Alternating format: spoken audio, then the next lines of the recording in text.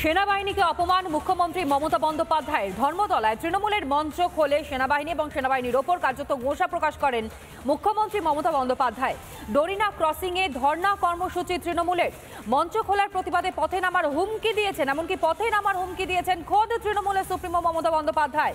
আজ বাংলার ব্লকে ব্লকে যে কারণের জন্য প্রতিবাদ কর্মসূচি নেওয়া হয়েছে তৃণমূলের তরফে, মমতার সেনা বিরোধী আন্দোলন।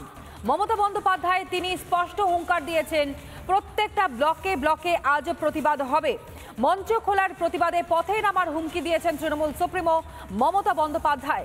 এবং সর্বোপরি যে মঞ্চ সেখানে বাধা হয়েছিল সেই মঞ্চ বেআইনি, স্পষ্টত জানানো হয়েছে সেনার পক্ষ থেকে। অন্যদিকে মমতা বন্দ্যোপাধ্যায় হুঙ্কার দিয়ে ঠিক কি জানিয়েছেন, সেনাদের দিকে কার্যত আঙুল তুলেছেন তিনি। তার বক্তব্য আপনাদের সামনে রাখবো, শুনুন।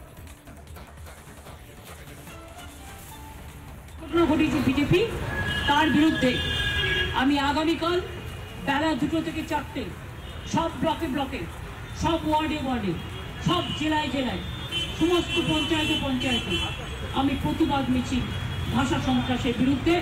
আর আমাদের ভাষা সন্ত্রাসের বিরুদ্ধে যে স্টেজ ছিল, আমাদের যে ধর্ণা মঞ্চ ছিল, সেই মঞ্চকে ভেঙে দেওয়ার প্রতিবাদে এদের প্রোগ্রাম চলবে। আর রানী রাসমণি রোডেও কাল সকাল থেকে প্রোগ্রাম শুরু হবে, আজকে স্টেজটা বাঁধার পর। তৃণমূল সুপ্রিমো মমতা বন্দ্যোপাধ্যায়ের বক্তব্য আপনাদের সামনে তুলে ধরলাম, কিন্তু কোন ভাষা সন্ত্রাসের কথা তৃণমূল সুপ্রিমো তিনি বলছেন, যেখানে তৃণমূল কংগ্রেসের ছোট বড় নেতারা বিভিন্ন সময় যে মন্তব্যগুলো করে বসেন, সেই মন্তব্যের প্রেক্ষিতে দাঁড়িয়ে কোনো স্ট্রিট অ্যাকশন নিতে কি দেখা গিয়েছে মমতা বন্দ্যোপাধ্যায়? তিনি কি সেই বিষয়টার দিকে বিশেষ নজর দিয়েছেন? কিন্তু তার থেকেও বড় বিষয়, তিনি কার্যত নিজের দেশের সেনাদের দিকেই আঙুল তুলছেন। শুভেন্দু অধিকারী বক্তব্য আপনাদের সামনে রাখবো, শুনুন। একটা মিথ্যাবাদী এবং তিনি যে জায়গায় হাত দিয়েছেন এর ফল ওনাকে ভুগতে হবে।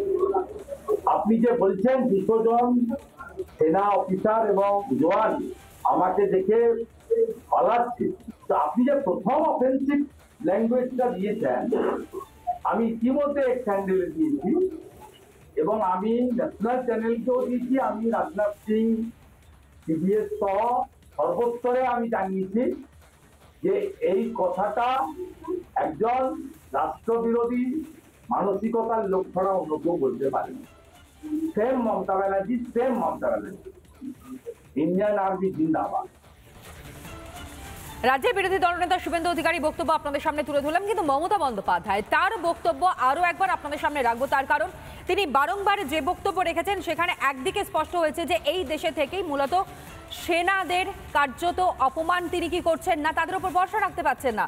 যেই সেনারা রাত দিন এক করে অতন্ত্র প্রহরীর মতন গোটা দেশের সুরক্ষা এবং একই সঙ্গে গোটা দেশের মানুষের সুরক্ষাকে সঙ্গে রেখে তারা নিরন্তর পরিশ্রম করে চলেছেন, তারপরেও সেনাদের দিকে আঙুল তুলছেন তৃণমূল সুপ্রিমো মমতা বন্দ্যোপাধ্যায়। প্রশ্ন উঠছে বিভিন্ন মল থেকে, আর এই মুহূর্তে বিজেপি বিধায়ক শঙ্কর ঘোষে তিনি আমাদের সঙ্গে রয়েছেন। শঙ্করবাবু, মমতা বন্দ্যোপাধ্যায় কার্যত সেনাদের ভূমিকা নিয়ে প্রশ্ন তুলেছেন, তাহলে এক্ষেত্রে সেনাকে নিয়েও রাজনীতির কথা তিনি ভাবছেন? যাদের ন্যূনতম লজ্জা নেই তাদের তালিকায় মমতা ব্যানার্জির নাম প্রথমে দিকেই থাকবে। গতকাল উনি যেভাবে বলেছেন সেনারা ওনাকে দেখে পালিয়ে যাচ্ছেন, তো আমার তো মনে হয় যে উনি পাকিস্তানের ভাষায় কথা বলতে অভ্যস্ত।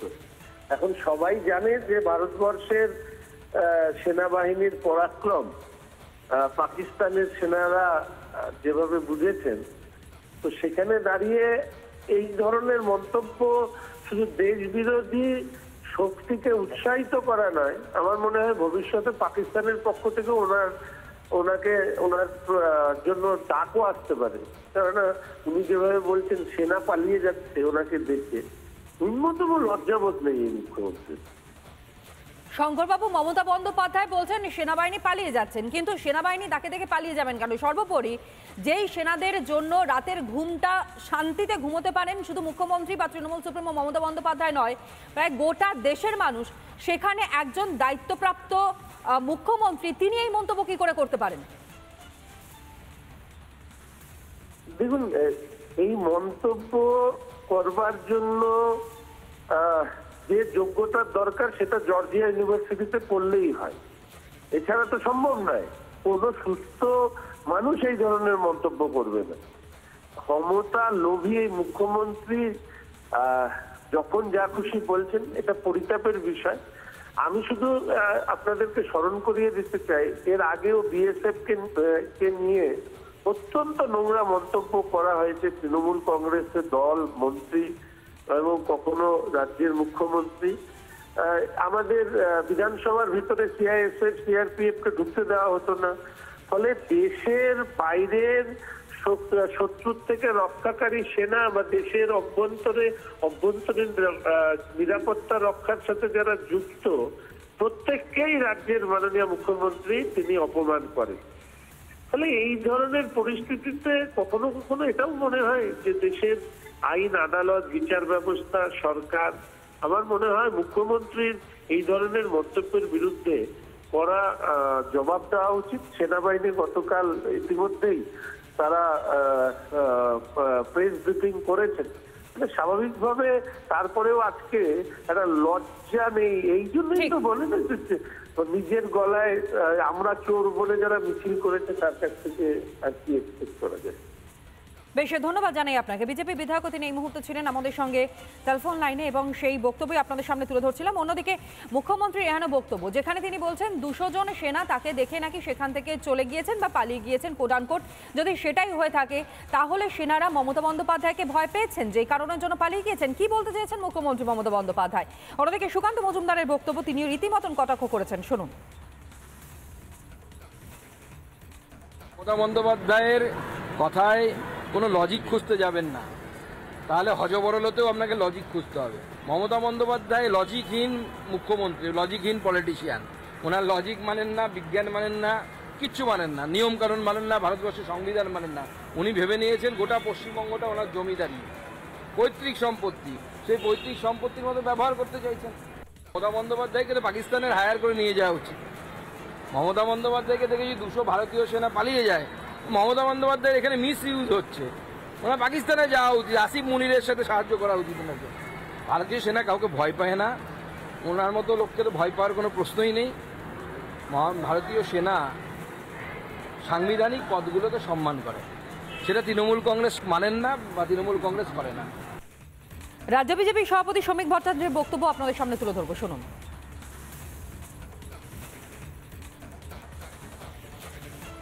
সেনাবাহিনীর সঙ্গে কি যুদ্ধ করবেন আমার জানা নেই। শুধু ভারতবর্ষের মানুষ দেখবে, ভারতের সংবিধান দেখবে, ভারতের সেনারা দেখবে, এবার সেনার বিরুদ্ধে যুদ্ধ ঘোষণা করছে। আমরা তো খালি বাংলা তো জানি না, আমরা তো বারবার বলছি আমাদের বাংলা নিয়ে সমস্যা আছে, আমাদের নেতাদের সমস্যা আছে। আমরা তো অধীর আগ্রহ অপেক্ষা করে আছি যে 2500 বছরের পুরনো বাংলা ভাষাতে ইতিহাস মোটা মোটা 4টে খণ্ডে বেরিয়েছে বা বেরোনোর কথা হচ্ছে। মুখ্যমন্ত্রী সাংবাদিক সম্মেলন করে বললেন যার মুখবন্ধ লেখা কাজটা হয়তো আলাপন বন্দ্যোপাধ্যায় করছিলেন। ওই বইটা আসবার পরই আমরা এই কোনো মন্তব্য করতে পারব। রাজ্য বিজেপি সভাপতির বক্তব্য আপনাদের সামনে তুলে ধরলাম, কিন্তু মঞ্চ খোলা নিয়ে কার্যত হুমকি দিতে দেখা গেল তৃণমূল সুপ্রিমো মমতা বন্দ্যোপাধ্যায়কে। পথে নামার হুমকি দিয়েছেন তিনি। প্রাক্তন সেনাকর্তা বিভাস রায়চৌধুরী তিনি এই মুহূর্তে আমাদের সঙ্গে রয়েছেন টেলিফোন লাইনে। বিভাস বাবু, যে বক্তব্য মমতা বন্দ্যোপাধ্যায় তিনি রাখছেন, সেখানে স্পষ্টত বলছেন সেনাবাহিনী নাকি তাকে দেখে সেখান থেকে পালিয়ে গিয়েছেন, 1 নম্বর। দ্বিতীয় বলছেন যে মূলত একটি নির্দিষ্ট রাজনৈতিক দলের অঙ্গুলি হেলনে নাকি বাংলার, অর্থাৎ এক কথা বলতে গেলে গোটা ভারতবর্ষে দেশের সেনাবাহিনী চলছে। কোন এখতিয়ার বসে একজন তৃণমূল সুপ্রিমো তিনি এই মন্তব্য করতে পারেন প্রকাশ্য মঞ্চে দাঁড়িয়ে? আসলে দেখুন, মুখ্যমন্ত্রী একটি সাংবিধানিক পদ, সেইখান থেকে উনি দলের মুখপাত্রের মতো কথা বলবেন, এটা অত্যন্ত দুঃখজনক। একজন মুখ্যমন্ত্রীকে দেখে সেনাবাহিনী পালিয়ে গেল, এটা অত্যন্ত হাস্যকর মন্তব্য। আর সেনাবাহিনী কোনো রাজনৈতিক দলের অঙ্গুলি হেলনে কাজ করে না, সেনাবাহিনী দেশের হয়ে কাজ করে। গতকালের ঘটনাটা অত্যন্ত দুঃখজনক। সেনাবাহিনীর যে এলাকা, সেখানে কোনো রাজনৈতিক কর্মকাণ্ড চালাতে গেলে যে পারমিশন লাগে, আমি যতদূর জানি সেই পারমিশন 31 আগস্ট পর্যন্ত দেওয়া ছিল। সেনাবাহিনী তারপরেই হস্তক্ষেপ করেছে এবং ওই এলাকা খালি করানোর জন্য ওদেরকে বলা হয়েছিল। মুখ্যমন্ত্রীর এই বক্তব্যগুলো আমার মনে হয় যতটা না মুখ্যমন্ত্রী হিসেবে, তার থেকে বরং একজন পলিটিক্যাল লিডার হিসেবে বলাটাই বেটার হবে। যেই দেশের নাগরিক তিনি, সেই দেশের সেনাবাহিনীর দিকে আঙুল তোলা, এটা কি যথার্থ? এটা একদমই যথার্থ নয়। এটা একদমই যথার্থ নয় এবং আশা করব উনি আরেকটু ম্যাচিওর রেসপন্স করলে বেটার হতো, ভালো হতো। বেশ ধন্যবাদ জানাই আপনাকে প্রাক্তন সেনাকর্তা বিভাস রায় চৌধুরী, তিনি এই মুহূর্তে ছিলেন আমাদের সঙ্গে টেলিফোন লাইনে। আরও একবার আপনাদের সামনে রাখি, যেখানে মুখ্যমন্ত্রী মমতা বন্দ্যোপাধ্যায় তথা তৃণমূল সুপ্রিমো মমতা বন্দ্যোপাধ্যায় তিনি উপরন্তু সেনাদের বিরুদ্ধে গিয়ে কথা বলে ব্লকে ব্লকে প্রতিবাদের কথা বলছেন। যে ডোরিনা ক্রসিংয়ে ধর্ণা কর্মসূচি তৃণমূলের মঞ্চ খোলার প্রতিবাদে পথে নামার হুমকি দিচ্ছেন, পথে নামার হুমকি তৃণমূল সুপ্রিমোর। এবং আজ বিশেষ কর্মসূচিও নেওয়া হয়েছে, যেখানে বাংলার ব্লকে ব্লকে প্রতিবাদের ডাক দেওয়া হয়েছে তৃণমূলের পক্ষ থেকে। আমরা কথা বলেছিলাম কংগ্রেস নেতা অধীর রঞ্জন চৌধুরীর সঙ্গে, শুনুন কি বলেছেন তিনি। মুখ্যমন্ত্রী একটা রাজ্য চালাচ্ছে, স্বাধীনতা বোধ কি তা জানা উচিত। সেনাবাহিনী কখনো কোনো রাজনৈতিক দলের শত্রু হতে পারে বলে আমি মনে করি না। সেনাবাহিনী রাষ্ট্রের বাহিনী, সেনাবাহিনী আমাদের সকলের গর্বের অহংকারের। সেনাবাহিনীর বিরুদ্ধে কোনো রাজনৈতিক দলের কোনো আন্দোলন ভারতবর্ষে কখনো তো করেছে বলে আমার জানা নেই। তাই এসব আন্দোলনের মাথাও নাই, মুন্ডুও নাই, নেই কাজ তো খড়ি ভাজ, এটাই হচ্ছে। আর সেই সঙ্গে সঙ্গে সাধারণ মানুষের মধ্যে একটা রাজনৈতিক বার্তা দেওয়ার চেষ্টা করা হচ্ছে। বাংলায় চাকরির দরকার, স্বাস্থ্যের দরকার, শিক্ষার দরকার, শিল্পের দরকার। তখন এই রাজ্য কোন পথে বাংলাকে নিয়ে যেতে চলছে সেটা বাংলার মানুষ দেখতে পাচ্ছে। আরো বেশি করে পশ্চিমবঙ্গে রিক্রুটিং সেন্টার করা দরকার, যাতে সেনাবাহিনীতে বাংলা অনেক বেশি যুবক ভর্তি হতে পারে। যাদের জন্য শুধুমাত্র রাত্রের ঘুমটা নিশ্চিন্তে ঘুমোতে পারছেন গোটা দেশের মানুষ, সেই সেনাদের দিকে আঙুল তোলা কতটা যথার্থ তা নিয়ে রীতিমতন প্রশ্ন উঠতে শুরু করে দিয়েছে বিভিন্ন মহল থেকে। তার কারণ, যে কারণের জন্য তৃণমূল সুপ্রিমো তিনি রীতিমতন সর চড়িয়েছেন। এক মাস আগে সেখানেই অর্থাৎ গান্ধী মূর্তির পদদেশে মঞ্চ বাঁধা হয় এবং তৃণমূলের ভাষা আন্দোলনের জন্য এই মঞ্চ, যেখানে সেনার অনুমতি নিয়ে তৈরি এই মঞ্চ, দুদিনের অনুমতি দিয়েছিল সেনা, কিন্তু এক মাস পার হয়ে যাওয়ার পরও সেই মঞ্চ খোলা হয়নি। বাধ্য হয়ে মঞ্চ খুলল সেনা এবং তাতেই কার্যত গোসা প্রকাশ করলেন তৃণমূল সুপ্রিমো মমতা বন্দ্যোপাধ্যায়। আরও বেশ কিছু বক্তব্য এই মুহূর্তে আপনাদের সামনে তুলে ধরব। প্রাক্তন নৌসেনা কর্তা বিমল চন্দ্র তিনি কি জানাচ্ছেন শুনুন। সেনাবাহিনী কখনো কারোর হাতের পুতুল হতে পারে না। সেনা যখন কাজ করে জেনে রাখবে, তাদেরকে উপর মহলের থেকে যদি কোনো অর্ডার না আসে, ইন্ডিভিজুয়ালি কেউ কখনো কোনো কাজ করতে পারে না। সুতরাং তাদের কাছে অর্ডার এসে সেই অর্ডারটাকেই তারা কাজ করেছে। সুতরাং আমরা ডিফেন্সের যেহেতু রিটায়ার্ড, আমাদের সেখানে কোনো এখতিয়ার নেই কিছু সম্বন্ধে বলা। কারণ আমরা এইটুকু জানি যে ইস্টার্ন কমান্ডার আছেন, ইস্টার্ন কমান্ডার অফিসার ইনচার্জ আছেন, ওনার উপর সম্পূর্ণ দায়িত্ব। উনি যেভাবে উপর থেকে অর্ডার পাবেন সেভাবে কাজ করবেন। এটা কোনো সিভিল সার্ভিস নয় যে নিজের ইচ্ছে মতো বা খুশি মতো কোনো কাজ করতে পারে। নানা ধরনের কন্টেন্ট দেখার জন্য লাইক করুন, শেয়ার করুন আমাদের ফেসবুক পেজ, সাবস্ক্রাইব করুন আমাদের ইউটিউব চ্যানেল। পাশাপাশি অন্যান্য ব্রেকিং নিউজের জন্য অবশ্যই চোখ রাখুন রিপাবলিক বাংলায়।